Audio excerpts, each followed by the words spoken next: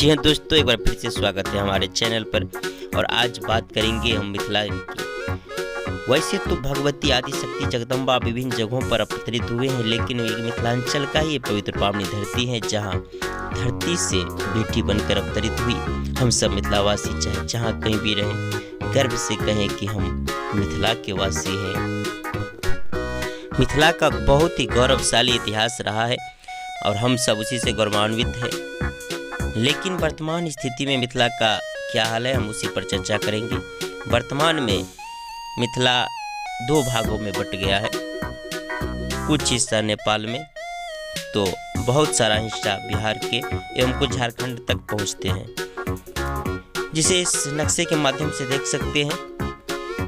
पौराणिक काल में जैसा कि वेद पुराणों में वर्णन मिलता है, मिथिला के क्षेत्रफल इस प्रकार था। पूरब में कोसी से आरंभ होकर के पश्चिम गंडकी तक 24 योजन अर्थात 1 योजन बराबर 4 कोस होता है। इस तरह से 96 कोस जो लगभग 350 किलोमीटर हो जाता है।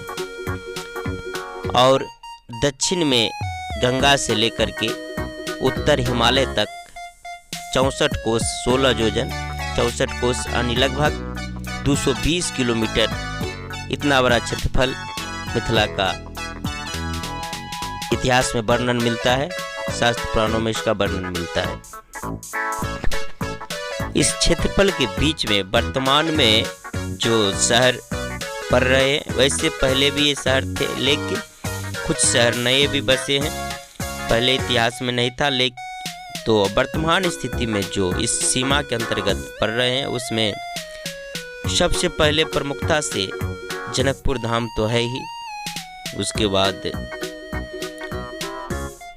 मधुबनी, जयनगर, मुजफ्फरपुर, समस्तीपुर, दरभंगा, सीतामढ़ी, सहरसा, समस्तीपुर, पूर्णिया, कटिहार, बरौनी, भागलपुर, दुमका एवं देवघर तक मिथिलांचल का विस्तार था। और अभी भी देवघर में आप अगर जाते होंगे तो देखेंगे कि देवघर के पंडित जी लोग अभी भी शुद्ध मैथिली बोलते हैं, वहाँ तक मैथिली बोली जाती है। अगर आप समस्तीपुर में जाएंगे तो वहाँ भी मैथिली बोलते हैं, लेकिन कुछ थोड़ा सा फर्क जरूर है। लेकिन मैथिली अभी भी वहाँ जितना क्षेत्र बोले हैं वहाँ तक बोला जाता है। तो इतना तक अभी भी बिहार के भी जो मानक है मिथिलांचल के, उसमें हिसाब से वहाँ तक मिथिला का क्षेत्र माना जाता है। अब हम बात करेंगे कि मिथिला में शिवलिंग की। आदिकाल से ही शिव जी की पूजा होती आ रही है और मिथिला की राजधानी जनकपुर के चारों तरफ 11 शिवलिंग की स्थापना की गई थी, जिसमें शिलानाथ, कपिलेश्वर, कुपेश्वर, कल्याणेश्वर,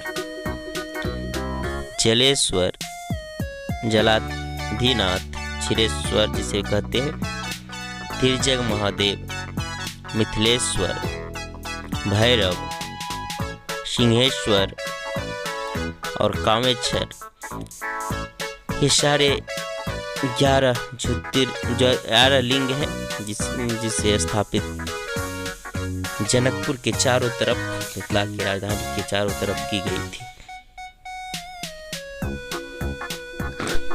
मिथिला पर शासन की बात करें तो विदेह राज्य के शासन 1-2 वंश आगे चलकर कमजोर हो जाने के बाद कुछ अलग से बगल वाले शासन का अधिपत्य उस पर रहा, जैसे मगध सम्राट वैशाली से उसके शासन का अधिकार उस पर अधिपत्य रहा, तथा करनाल वंश के बाद खंडवाल वंश जिसे दरभंगा महाराज भी कहते हैं। तो ये सारे उस पर अलग अलग समय में शासन करते रहे। इसका विस्तार से हम अगर आप लोग कहेंगे तो अगले वीडियो में चर्चा करेंगे। आप लोग अपने कमेंट में लिखेंगे कैसा लगा तो हम इसकी विस्तार से भी चर्चा करेंगे कि कब किसका शासन था और कैसे ये सब परिवर्तन हुआ। आगे हम चर्चा करेंगे मिथिला में बहने वाली प्रमुख नदियों के बारे में, जिसका पुराणों में किस नाम से वर्णन है और वर्तमान में किस नामों से जाने जाते हैं, उस पर हम चर्चा करेंगे। उसमें प्रमुख नदी है कोसी, जिसे अभी भी कोसी नाम से ही जानी जाती है। कमला नदी, जो कमला नदी के नाम से ही जानी जाती है। विघ्नवती, जिसे बेलैती नाम से जानी जाती है। यमुना, जिसे यमुनी नाम से जानी जाती है। गौरिका, जिसे गौरका नाम से जानी जाती है। इसके बाद जलाधिका, बीरजा, जिसे बागमती नाम से भी गंडला करा जाता है, इसे गंडक नाम से जाना जाता है। बेगमती, लक्ष्मणा, जिसे लखनदई नाम से जाना जाता है। गंडकी, जिसे गंडका नाम से जानी जाती है। इच्छवावती, जिसे पुती लक्ष्मणा, जिसे गंजला लखनदई नाम से जानी जाती है, जिसे धेमुरा नाम से जाना जाता है।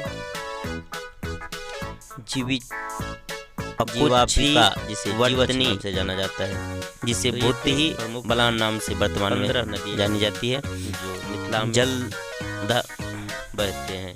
जलधगा, जिसे धेमुरा नाम से जानी जाती है।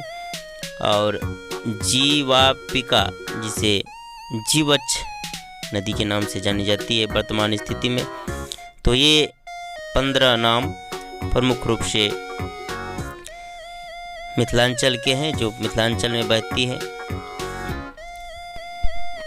और इन्हीं नदियों के कारण जो हिमालय से लेकर गंगा के बीच में 15 नदी मिथिला के बीच में आती है, जिस कारण से इस और 15 नदी की तीर पड़ने के कारण इनका नाम तिरहुत भी कहा जाता है। और नदी के तीर पर बसने के कारण भी इनका एक नाम तिरहुत है और एक नाम मिथिला का विदेह भी कहा जाता है, जिसका कारण सहित उसके पीछे भी अपना कारण है।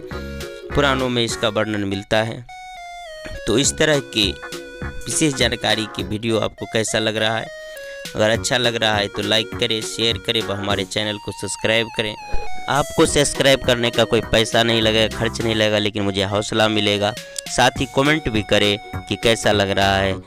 तो अभी के लिए बस इतना ही। जय